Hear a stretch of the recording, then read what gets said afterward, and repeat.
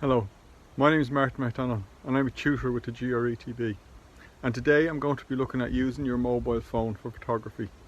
So why use your mobile phone for photography? Well, there's three good reasons really. The first one is of course that your phone is mobile. You can take it anywhere with you.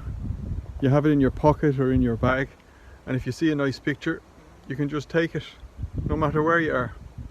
The second is it's a good gateway into photography.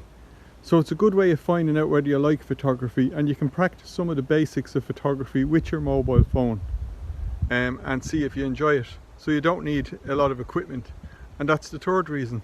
It's inexpensive. In fact, it's free. You don't need any equipment. You can just take out your mobile phone, you can start taking photographs, and that's it. And you have you've started with photography. So they're the three good reasons. It's mobile, it's inexpensive, and it's a good gateway into photography and seeing whether you like it or not.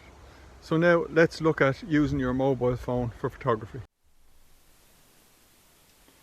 So, taking photographs using your mobile phone. If you're going to do that, you either have one of two phones. You either have an Apple phone or you have an Android phone. This is an Apple 7 and this one is a Samsung Galaxy phone. Both of them really take equally good photographs. But to be honest, how good your camera is on your phone usually depends on how expensive the camera is. But having said that, both of these take really good photographs. So first of all, to find the camera on your phone, you'll see at the bottom of your phone there's usually a camera icon. That's the one on the Galaxy, and that's the one on the iPhone. So what you do is when you turn that on, you'll see there's a number of options, the top and bottom of the screen. And what I want you to do is become familiar with those options. The options include whether to take a photo, whether to take a video, whether to turn the flash on or off, a timer button, the shape of the photograph, whether it's going to be a panoramic photograph or a square one. So become familiar with these and play with them and see what you like using and get used to using them, because they'll come in very handy for photography, and being familiar with them will be really handy. One of the main things in all photography, not just using your camera phone, is the rule of thirds. And the rule of thirds is where you don't place an object in the center, where you place it to the left or the right, or nearer the top or nearer the bottom. And one of the things that helps you place your item in your photograph is a grid on your camera.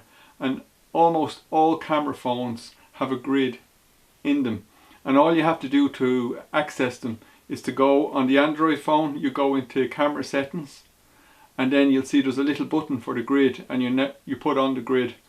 And on the iPhone you go into the phone settings, then you go into camera, and then when you go into camera you'll see there's also a button for the grid. And when you turn the grid on, you'll get a 9 rectangle grid, and that'll just help you to place your subjects inside a photograph. And I'm going to show some photographs to show that. It's very handy for landscape photography, for photographing people and objects where you want to place them in a different position rather than just having them in the middle.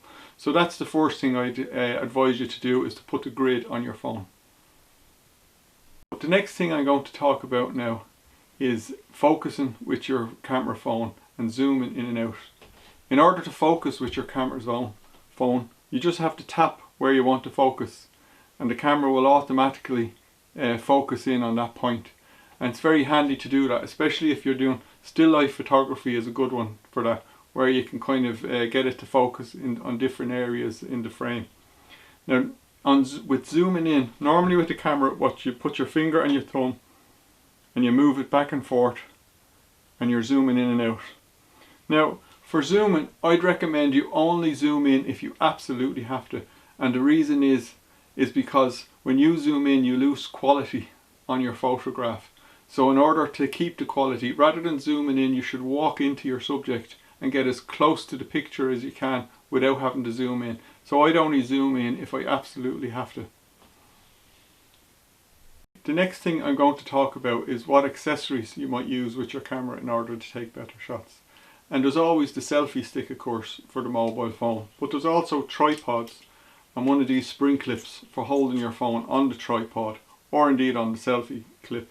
These will also work on a full-size tripod, and tripods are handy to take steady shots and to stop shake or anything like that. So tripod would be really handy, and these small ones, you can get ones with grips on them that grip to bars. So I'd recommend you getting one of them. Another thing you can get is you can actually get lenses that clip onto your camera, and this is one of them. What I'm going to do, I'll show you, is I'm going to clip this onto the back, and what you have is an extra lens on your camera. These are very handy for doing macro photography, and I'm going to put up some macro photography photographs I've taken using this clip and the phone. So that's very handy. Now, one of those lenses wouldn't cost you any more than 20 euros, and you usually get a pack, but I'd only be interested in the macro one because that seems to be the one that works best with it for me.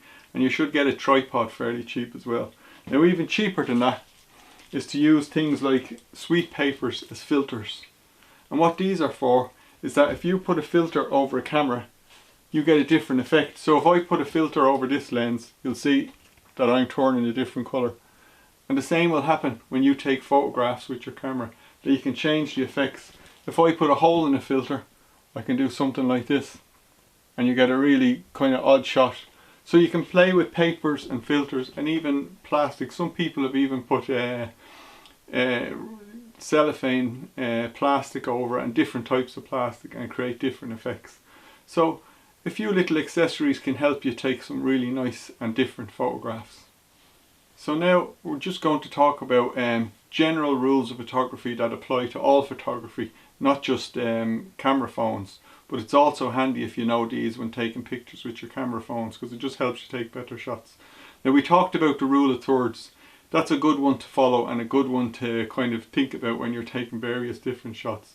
The other one is, there's one called negative space. And what negative space is, it's the space that's around me at the moment at the back. All the space where I'm not is the negative space. So if I move to the side a little bit, it kind of creates a bit of tension because you have a lot of space here, but I'm over here. But that means that it actually draws the eye to me. And you can do the same when you take pictures of objects. Don't just put them in the middle, put them to the side and create a lot of empty space beside them, and it can create nice photographs. The other thing is taking different angles, shooting from different places, getting up on high or going down low, and you get some nice shots that way.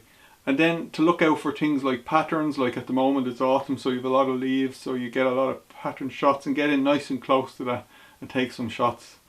And to use, if you get that lens, get in with that macro lens and get some really nice abstract photographs using the leaves as well. It'd be quite nice. The other thing is leading lines. Now, leading lines is like train tracks going towards a train. That when you look at the train tracks, you follow the lines and it leads up to the train, and suddenly you're looking at the train. So that's a good trick to get people to look at various things, to have a line in your photograph leading to it. It works with fences or gates and things like that, or the road, following a road, and you have someone standing near the top of the road and it leads the eye up to it. Natural light is a good idea. If you have natural light coming in, you get some really nice photographs. Other than that, you'll have to produce some light to get some really clear photographs.